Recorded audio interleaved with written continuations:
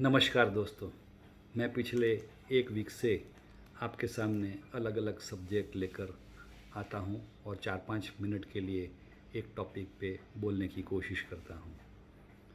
Articles भी मैंने आप लोग तक पहुंचते हैं, लेकिन कभी कभी क्या होता है कि आर्टिकल्स पढ़ने का आपको टाइम नहीं मिल रहा है, इसलिए ये वीडियो आपको बहुत काम आएगा ऐसा मुझे मानना है। आज एक हर रोज़ परेशान करने वाला एक सब्जेक्ट जो बिल्कुल कॉमन है उसे ले रहा हूँ। नाम है रिटायरमेंट प्लानिंग। ये शब्द हर रोज़ हमको सेलिंग के लिए परेशान करता है, क्योंकि ज़्यादातर बोलते हैं कि हमें रिटायरमेंट प्लानिंग के लिए मालूम है, जरा जब जब भी मेरा वक्त आएगा तो मैं आपसे बुलाऊंगा।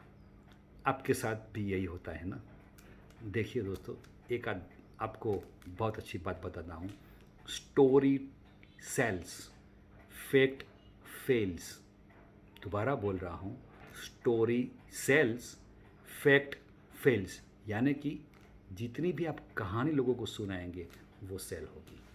आपकी फैक्ट फैक्ट है लेकिन बिकती नहीं है, इसलिए फेल हो जाते हैं हम लोग। एक कहानी सुनाता हूँ आपको। मैं चाहता हूँ कि ये कहानी आप प्रोस्पेक्ट को भी सुनाए। पुराने ज़माने में एक राज्य में एक ऐसा नियम था कि प्रजा में से एक व्यक्ति को राजा बनाया जाता था, जो कि इस राज्य का राजा बनता था, लेकिन सिर्फ 5 साल के लिए। और 5 साल के बाद उसे रस्सी से बांधकर जमीन से घिसाता हुआ नदी के पार एक जंगल था, वहाँ उसे फेंक दिया जाता था, जहाँ जंगली प्राणी उसे खा जाते थे।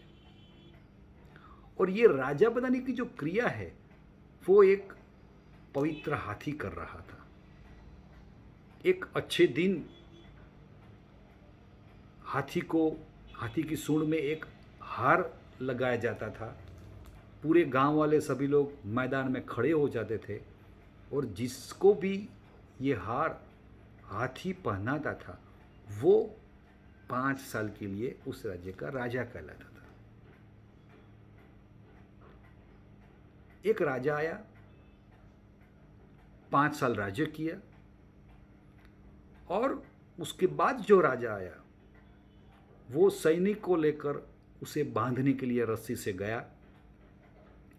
जब रस्सी से सैनिक उसे बांधने ही जा रहे थे, वो राजा खड़ा हुआ और बोले, आप मुझे बांध कर ले जाने के लिए आए हैं ना, चलिए, बांधने की ज़रूरत नहीं है, मैं भी जाना चाहता हूँ। वो सैनिक और राजा तो उसको देखते ही रह गए, ये पागल हो गया है।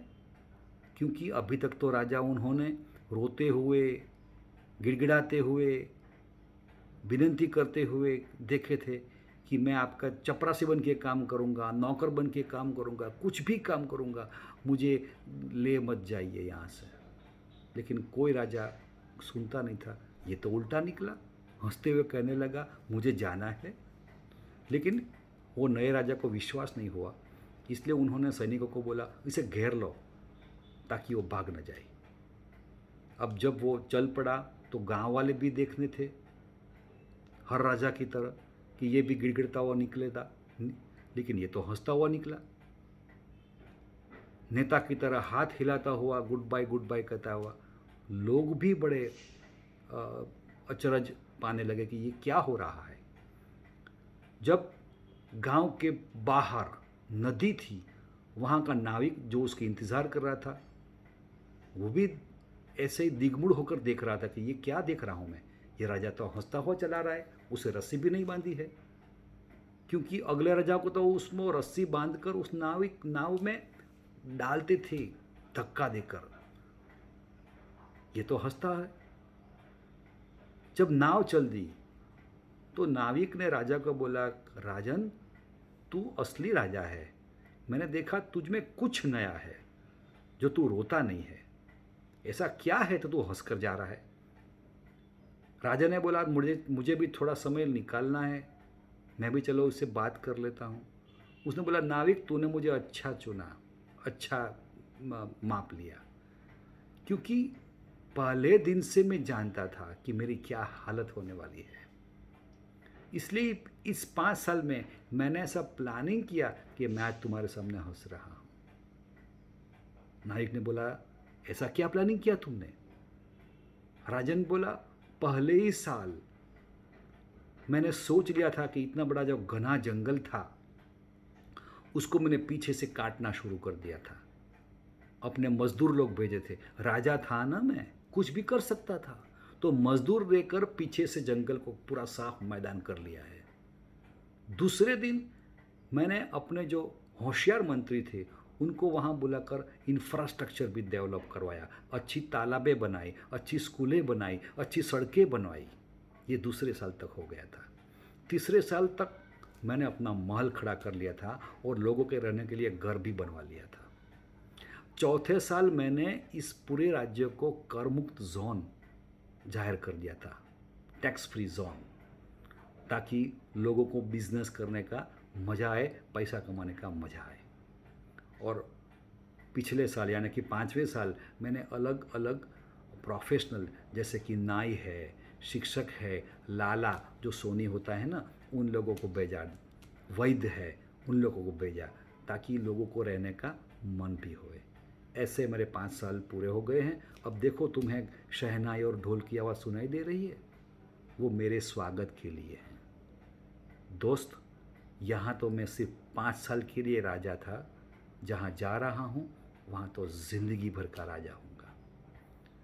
दोस्तों, कैसी लगी ये कहानी?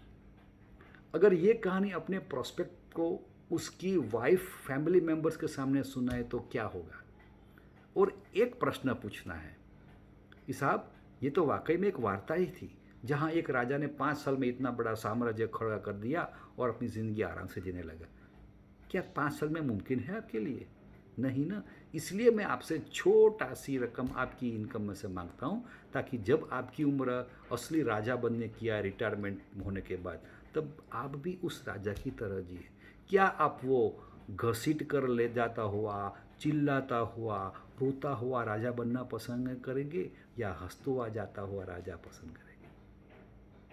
तो दोस्तों, ये बात आप अपने प्रोस्पेक्ट्स को ज़रूर बताइए। ये वीडियो को लाइक करिए, शेयर करिए, अपने दोस्तों को भी भेजिए, और बने रहिए मेरे वीडियो ट्यूब के चैनल के साथ। और ऐसे वीडियोस आपको हर रोज़ एक 5 मिनट के लिए मैं आपको देता रहूँगा। Thank you very much.